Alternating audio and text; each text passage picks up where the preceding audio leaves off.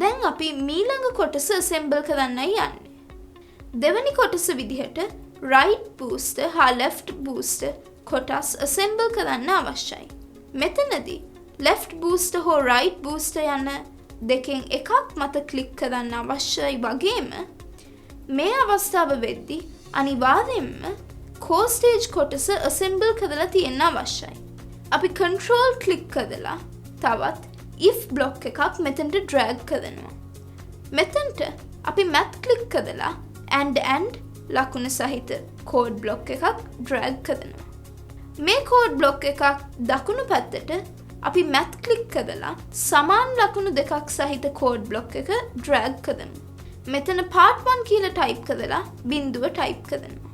මේ වම් පැත්තේ කොටසට මම math click කරලා ඕ ලකුණ සහිත code block එකක් drag කරනවා. මේ code block එකේ දකුණු පැත්තට word යටතේ තියෙන mouse pressed over code block එකක් drag කරනවා. මෙතන sprite එක rocket L විදිහට වෙනස් කරනවා.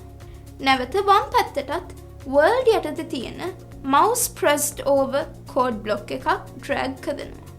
මෙතන sprite එක rocket R විදිහට වෙනස් කරනවා. අපි condition එක හදලා අවසන්.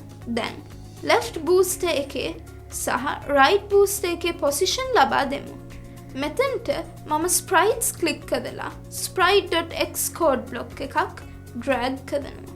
sprite විදිහට rocket R ලබා දෙනවා. මෙතන 192 type කරමු.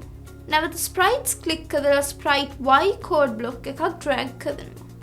sprite විදිහට rocket R ලබා දෙනවා. මෙතන 240 type කරමු. left booster එක සඳහා sprites click කරලා තවත් sprite x code block එකක් drag කරනවා. sprite විදිහට rocket L ලබා දෙනවා. මෙතන 130 type කරමු.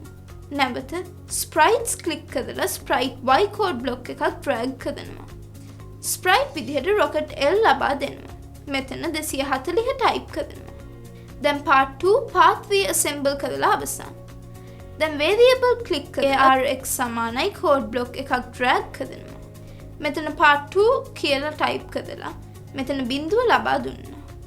නැවතත් මම variables click කරලා varx සමානයි code block එකක් drag කරලා මෙතන part 3 කියලා type කරනවා. මෙතනට බිඳුව ලබා දෙනවා.